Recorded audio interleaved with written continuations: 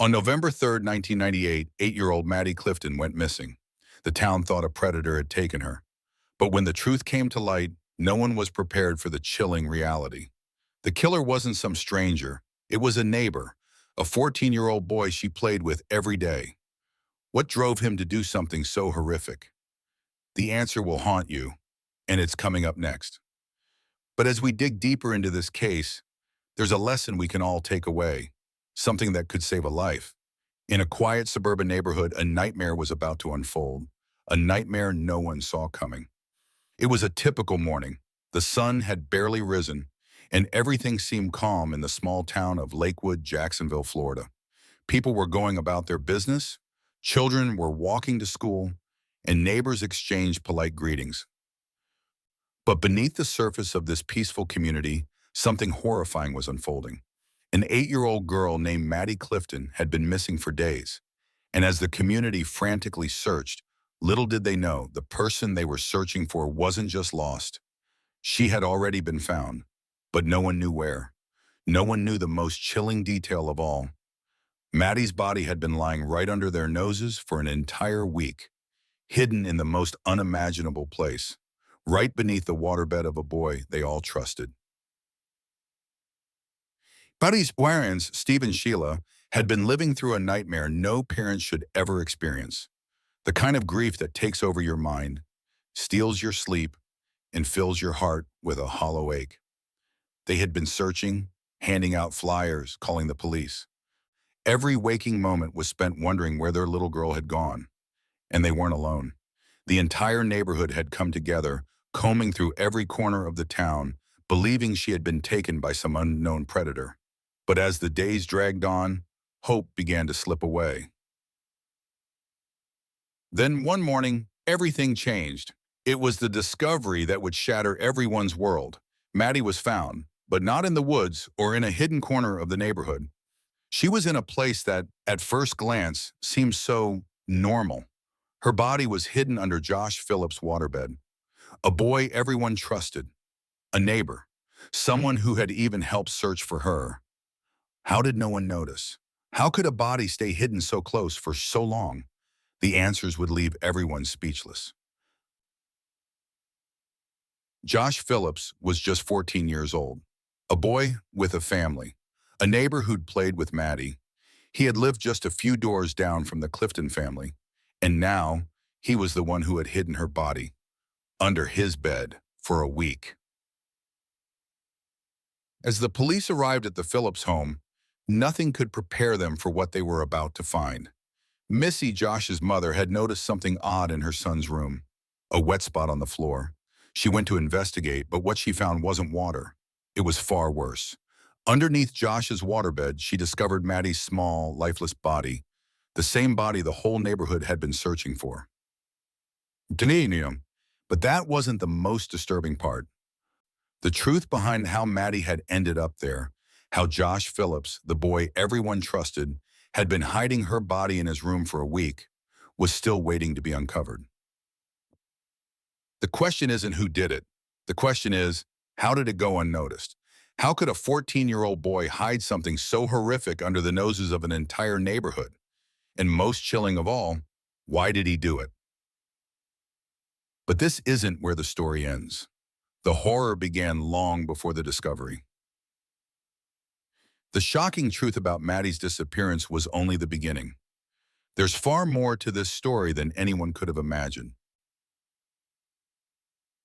The answers would come, but they were far more disturbing than anyone could have expected. And the truth, as it often does, would shatter the peaceful illusion of a quiet suburban neighborhood. Why did Josh Phillips do what he did? Why was Maddie hidden in his room? The answers would come slowly, but one thing was certain. This wasn't just a simple case of a lost child. It was far more complicated. If you believe that justice should always be served and that monsters can sometimes hide in plain sight, hit subscribe. It's just one click, and it ensures you won't miss the rest of this story. The sun had set on the quiet suburban neighborhood of Lakewood, Jacksonville. What was once a peaceful evening was now filled with confusion, fear, and mounting dread. Maddie Clifton, An 8-year-old girl who had been the heart of her family, the girl with the big brown eyes, was nowhere to be found. At first, there was no panic, the kind of quiet disappearance that everyone thought would end with a simple "she got distracted" excuse. But as time ticked by, the streets grew quieter, and the fear began to settle in. Maddie hadn't returned home, and her mother, Sheila, had been calling out into the evening air. It was only when she called out again, louder, there was no response. No little voice, no footsteps running down the street. The unease crept in slowly until it was undeniable. Sheila started to check with neighbors, and with every door she knocked on, every conversation she had, the panic began to spread. At 6:33 p.m., it had been 15 minutes since Maddie was supposed to be home. 15 minutes that felt like hours. Time was slipping away, but nothing had changed. Sheila dialed 911. "Hello, this is Jacksonville 911. How can I help you?" "My daughter, she's gone. I can't find her anywhere. She was playing right here around the house, and now she's just gone." A mother's voice, shaking with disbelief. But even at this point, the town couldn't imagine the terror that was about to unfold. The 911 operator's voice was calm, steady. It had to be. "How old is she?" "She's 8, Sheila said, her voice quivering. "She was playing around the house, and now she's gone." The neighborhood began to stir. A quiet street full of families was now filled with urgency. Doors opened, and neighbors came out. Volunteers began searching the yards, the playgrounds, and the streets. But there was still no trace of Maddie. Police arrived shortly after. The search was officially underway. They checked every corner of the neighborhood, every empty lot, every house. Even the National Guard was called in to check the sewer systems, hoping against hope that Maddie had somehow ended up in one of the forgotten tunnels. But days passed, and there was no sign of her. The community, who had initially thought Maddie was just lost, now began to fear the worst. By now, Sheila and Steve Clifton were frantic, helpless, trying to hold it together. The world was closing in around them. The search continued. Still nothing. Days stretched on, with every hour feeling like a lifetime. Then finally, the breakthrough came. But it didn't come from any of the places they were looking. The search for Maddie had taken a tragic turn. There had been no signs of a stranger, no evidence of abduction. The horror was closer than anyone could have imagined. The lead that would change everything was miles away from where they had been looking, and it would send a shockwave through the entire community. But what could it be, Myron? What was the twist that no one had seen coming? As the investigation unfolded, the most shocking discovery was yet to come, and it wasn't just about the disappearance. It was about who was hiding the truth. The search for Maddie had been exhaustive, but nothing had prepared the police for what they would discover next. And when the truth finally came to light, it would shake the community to its core. Like this video if you're shocked that no one saw the truth coming. But trust me, the worst is still to come. Make sure you don't miss out. Like this video to support Maddie's story. As the search for Maddie Clifton intensified, the entire neighborhood was on edge. Every resident, every neighbor, had their eyes on the streets, calling Maddie's name into the night. Posters were pinned to light poles, flyers were handed out, and cars filled the streets, crisscrossing the neighborhood in search of the missing 8-year-old. But among the faces of concerned residents, there was one face that stood out. One boy, Josh Phillips, who, despite being one of the last people to see Maddie alive, was front and center, helping with the search. Josh, the 14-year-old neighbor, appeared every bit the worried, innocent teen. He handed out flyers, searched yards, and joined in the neighborhood's collective effort to find Maddie. To the untrained eye, he was just another teenager, desperate to help. A boy caught in the case of a missing friend. In those early days, Josh seemed to embody the role of a concerned neighbor. He was there, offering his help, reassuring others, doing everything expected of him. In a neighborhood where trust had always reigned, no one could imagine that Josh was hiding a deadly secret just beneath the surface. But as the days passed and the search became more desperate, There was something unsettling about Josh's presence. Why was he so eager to help? Was it genuine concern or was it something darker? Josh had been the last person to see Maddie playing golf with her outside, but after she ran home to grab more balls, she vanished. The question began to gnaw at the back of the minds of those who were paying attention. Could the boy who seemed so earnest really be the one responsible? Josh's calm demeanor was convincing. He stayed close to Maddie's family, comforting them in their time of uncertainty. He even joined in the search, desperate to be seen as a worried friend, a boy who was just as distressed as everyone else. But there was something strange about it all. Was it possible that the boy who seemed so helpful, so concerned, could be the one who had hidden Maddie's body for an entire week? The more Josh helped, the more the questions began to build. What if his involvement in the search was nothing more than an act to cover up his role in Maddie's disappearance? Josh's behavior, so seemingly innocent, was beginning to look more and more like a cover-up. But could a boy so young, so close to the family, truly be hiding something so dark? What was he really hiding beneath the surface? The answer would shock everyone. Share this video with someone who needs to understand that evil can hide behind a friendly face. If you think Maddie's story deserves to be told, share it. Let's make sure the world knows. The investigation, still in its early stages, was moving in a direction nobody expected. The search had brought no clear answers, but slowly the detectives began to notice something. Josh Phillips wasn't acting the way one would expect a boy whose best friend had gone missing. At first, everything Josh did seemed completely normal. He appeared as a concerned teenager, doing what he could to help his family and neighbors. But as the days passed, something about his behavior began to raise alarms. Josh's story, when recounted over and over, started to have inconsistencies. The timeline didn't match up, and the details he provided didn't quite make sense. What was supposed to be a simple series of events began to feel like a carefully constructed lie. And then came the polygraph test. The investigators, trying to clear their leads and confirm everyone's innocence, asked Josh to take a lie detector test.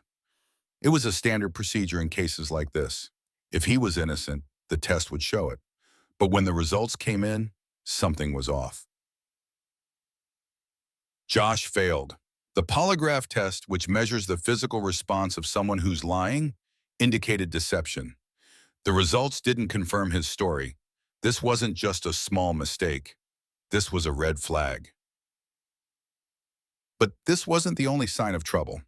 As the detectives continued their investigation, they began to look deeper into Josh's background, his past interactions with Maddie, the strange behavior that had become increasingly noticeable. They discovered things they hadn't known before, things that didn't add up. There was more to Josh than anyone had realized. The further they dug, the darker the picture became. Detectives began questioning neighbors and friends. They heard things about Josh that were difficult to ignore. Odd comments, unsettling behavior, moments where he acted out of place. All of it started to paint a different picture of the sweet, innocent boy everyone thought they knew. There was a moment when everything started to unravel, a detail so small, so subtle, but critical. Would the truth finally surface, or would Josh continue to slip through their fingers, hiding the darkest of secrets? Something was about to break in this case, something the investigators had been waiting for. You see, sometimes the signs are there, but we ignore them. In this case, Josh's behavior was odd from the start. His actions around Maddie, like sneaking into her sister's room and even taking a stolen photograph, could have been warning signs. Parents, guardians, and even neighbors need to pay closer attention to what's going on around them, because things aren't always as innocent as they seem. Keep watching, because the full lesson we can all learn from this will make it clearer how to spot red flags before they turn into something worse. We'll dive deeper into how to protect your loved ones in just a few moments. But you'll need to stay tuned to get the full picture. Do you believe in justice? Do you believe the truth should always come out, no matter how hard it is to accept? Comment, "I stand for justice," if you won't stand by and let evil go unpunished. I read in reply to every comment. It wasn't supposed to happen this way. The police had their suspect, Josh Phillips. But when the moment came for him to confess, things only became more complicated. They had waited for the truth, for the key piece that would explain everything. But the confession they received was anything but simple. Josh, now in the interrogation room, sat before them, his face blank, his hands shaking. He was just 14, and what he said next sent a chill through everyone in the room. "I didn't mean to do it," Josh said, his voice barely a whisper. His words echoed through the room like an eerie whisper, but there was something wrong with his story. His confession was riddled with holes, contradictions that didn't match the evidence. He said he had accidentally hit Maddie with a baseball bat, that he panicked, and in that panic he hit her again. He even claimed that Maddie had been alive when he shoved her under the bed, that he didn't realize she was dead until later. But something wasn't right. The way he spoke, the lack of remorse, the strange details.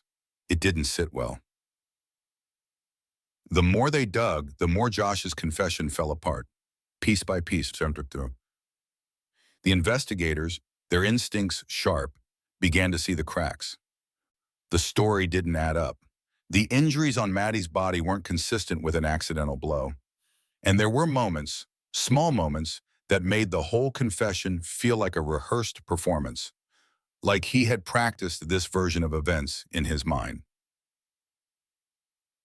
Why was Josh so calm? Why did he speak about the crime in such a detached, almost casual way? His confession raised more questions than answers. The chilling part was that it didn't feel like a desperate confession. It felt like someone telling a story they knew would be accepted. The police couldn't ignore it. The pieces weren't fitting together. Josh's panic didn't seem genuine. His confession didn't seem like the outburst of a frightened child. It felt methodical. And worse, there was no sign of the remorse one would expect from someone who had just confessed to killing their best friend. The question lingered in the air. Was this truly an accident? A moment of panic gone wrong? Or was there something far darker at play here? Something that had been hiding beneath the surface all along? What Josh had confessed to wasn't just murder. It was a chilling story that didn't match the truth. Subscribe if you're ready to see this through. The confession was just the beginning. There's more, much more, that you need to know. Hit subscribe for the truth to unfold. It was an ordinary morning for Missy Phillips, one of those seemingly mundane moments in time when everything changed with a single act. The tension had been building for days, but Missy had no idea how close she was to uncovering the unthinkable. She had just walked into her son Josh's room, a space she'd cleaned many times before, when something caught her eye. It was a wet spot, large and suspiciously out of place. By at first, she thought it was nothing, perhaps just a leak from the waterbed. But as her hand brushed across the mattress, something felt off. The wetness wasn't normal, and the weight of it felt wrong. Her mind raced. Why would the bed be soaked like this? She decided to move the mattress to find the source of the water. But as she lifted the bed, Missy would find something she was never prepared for. The moment she uncovered the truth, it would change everything. What she discovered beneath that mattress sent her heart into a freefall. And at first she saw only a small white sock tucked in an odd way beneath the bed. It was caught, stuck on something, and when she tried to pull it free, she noticed the frame was held together with duct tape. Missy's curiosity grew. Why would Josh need to tape up his bed like this? But that wasn't the worst part. As she ripped away the tape, the bed frame collapsed, and that's when she saw it. A body, a cold, lifeless body of an 8-year-old girl, pale and motionless, wedged beneath the bed. Missy's heart stopped. Her mind raced, but the horror of what she saw took over. She immediately knew it was Maddie. Maddie Clifton, the sweet little girl who had been missing for days, was found. But the shock didn't end there. Missy had uncovered more than a body. She had just found the horrifying truth, the deepest secret of all. Baya baya yon. Missy's first instinct was to scream, to shout for help, but the reality of the situation froze her in place. How could this be? How could Maddie's body end up here, under her own son's bed? With trembling hands, she ran to find the nearest police officer. She had to report it. She had to tell them what she had discovered.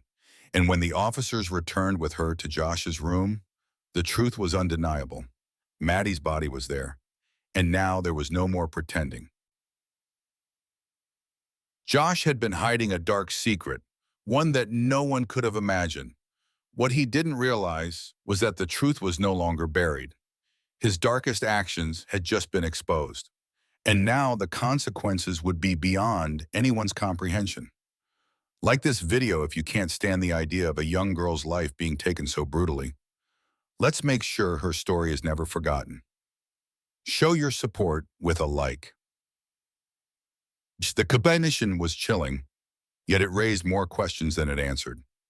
Josh Phillips had admitted to the crime, but did his story make sense, or was there more beneath the surface? Was this a panic-driven accident, or did something darker fuel his actions? Behind the confession lies a far more complex puzzle. Could Josh's actions have been driven by something other than fear? The more investigators dug, the clearer it became.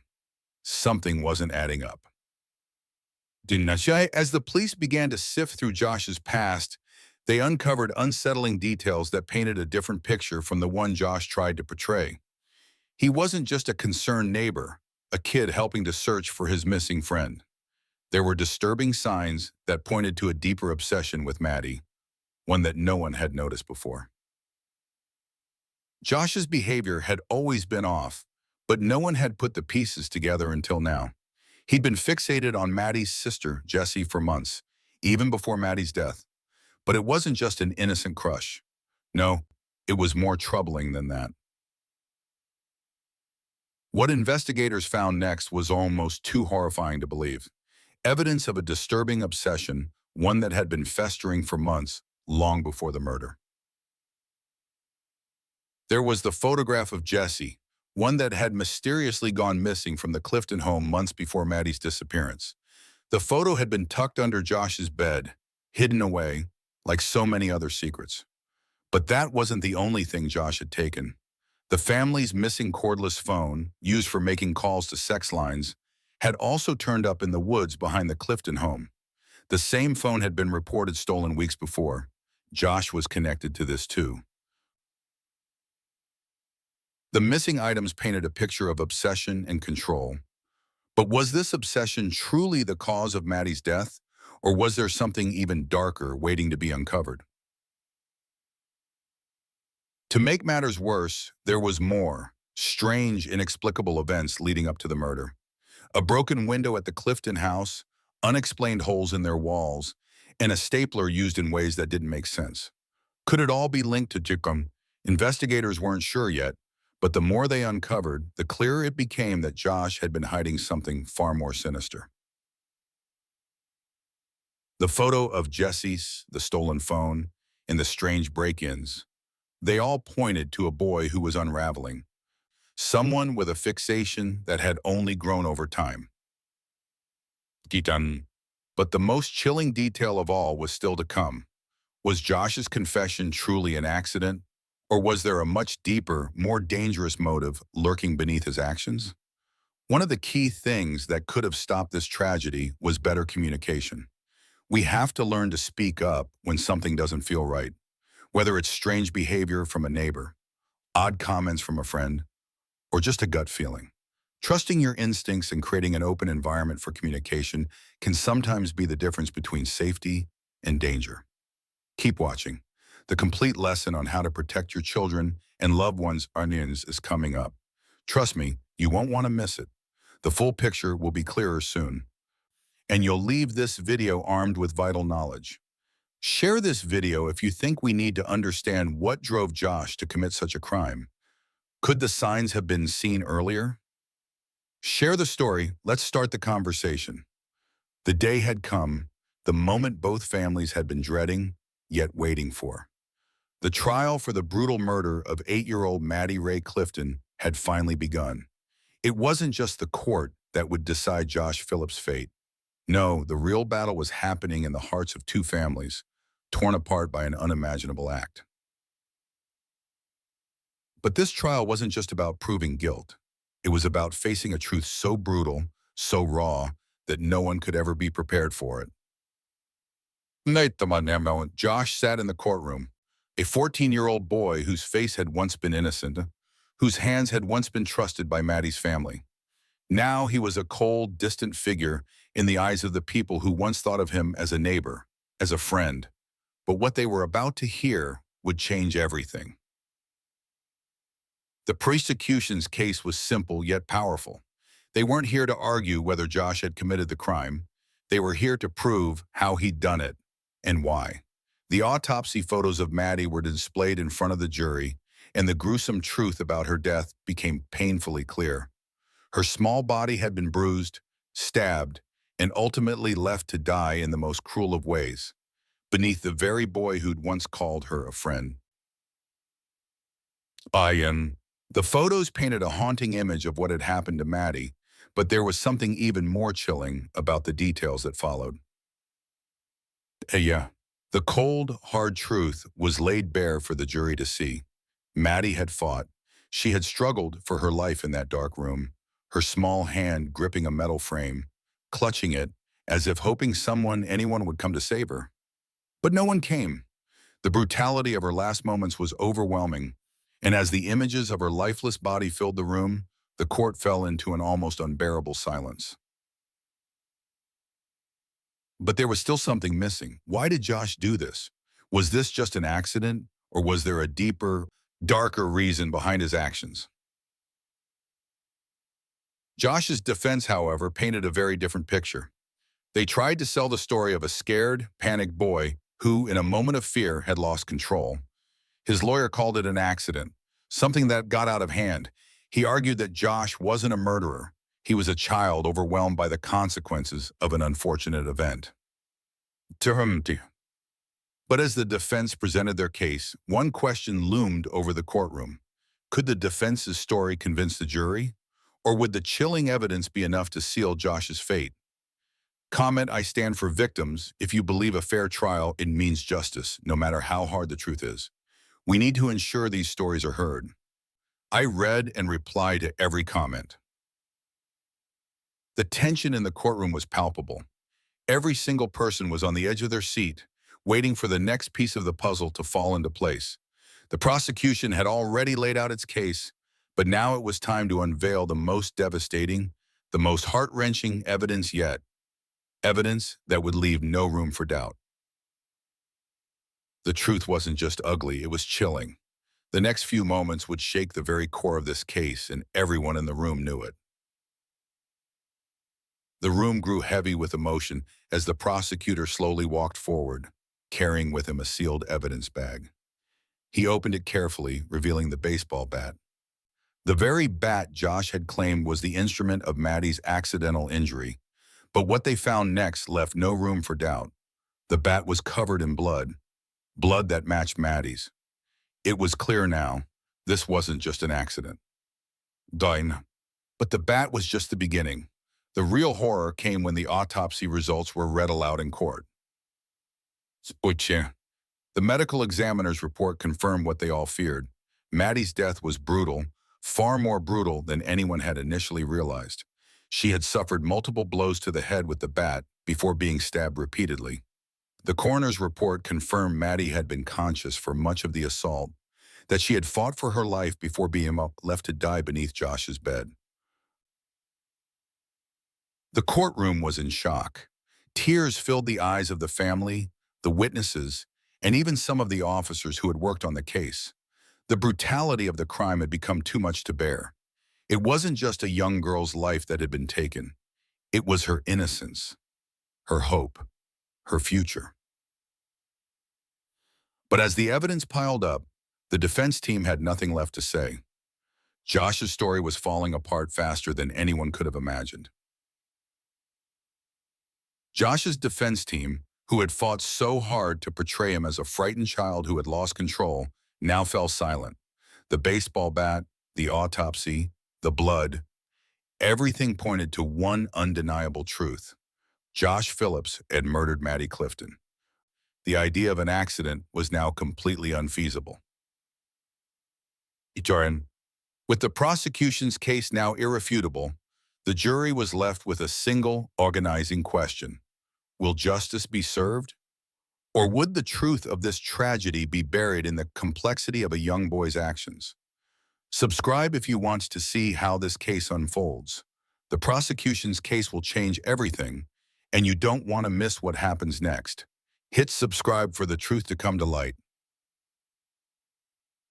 The verdict had been delivered. The room remained heavy, silent. The jury had spoken. Josh Phillips was convicted of first-degree murder. He would spend the rest of his life behind bars. Yet even in this moment of justice, something felt deeply unsettled. The gavel may have struck, but the silence that followed told a different story.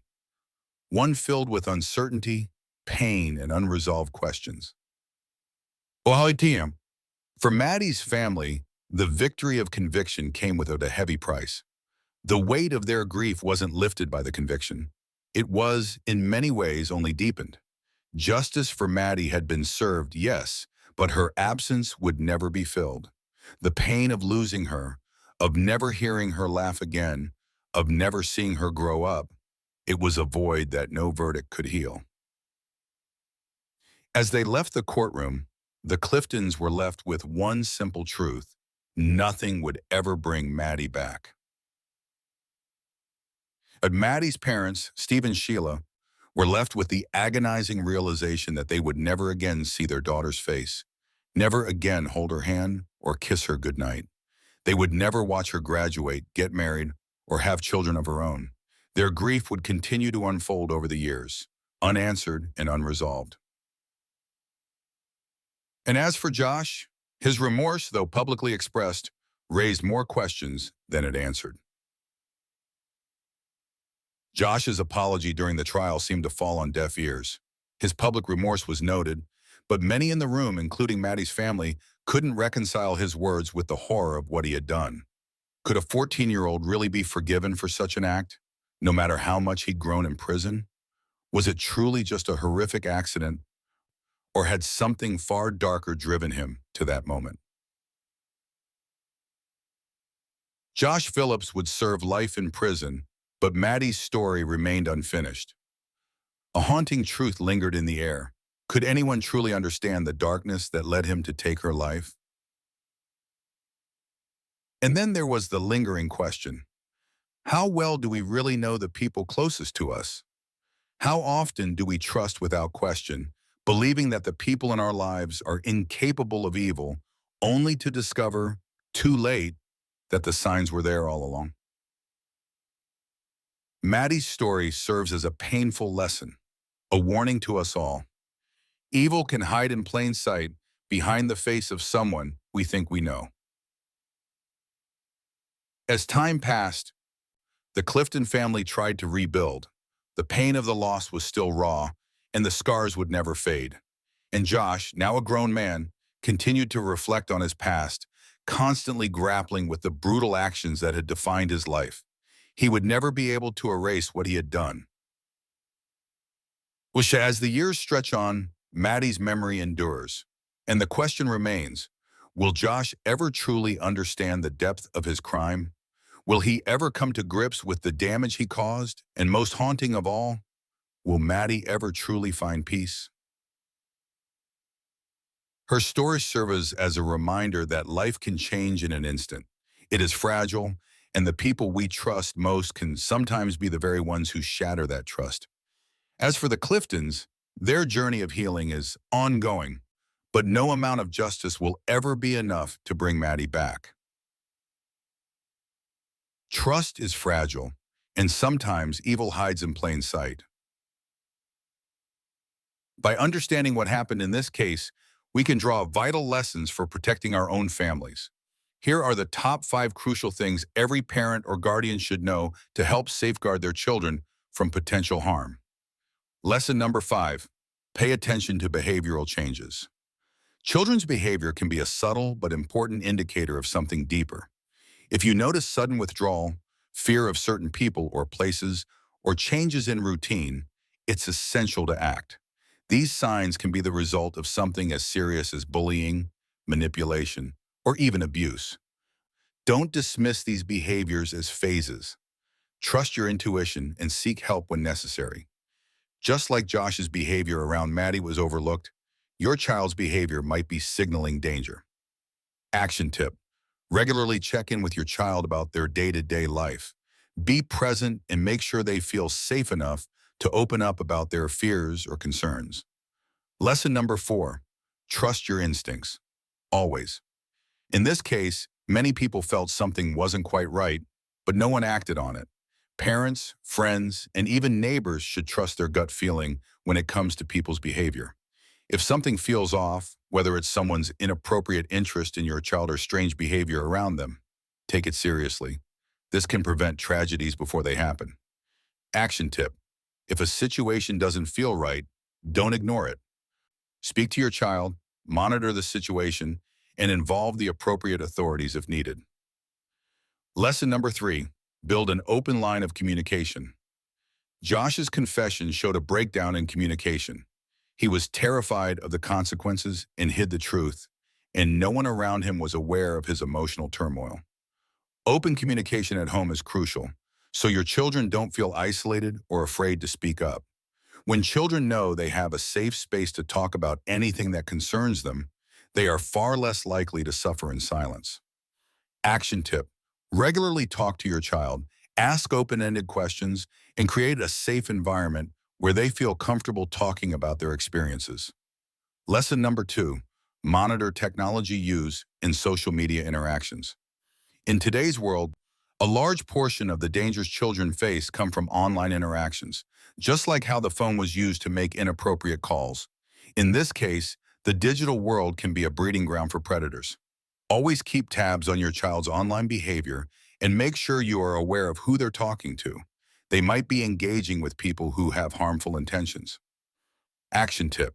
Use parental controls and regularly check your child's phone, social media, and messaging apps to ensure they're not exposed to inappropriate content or people.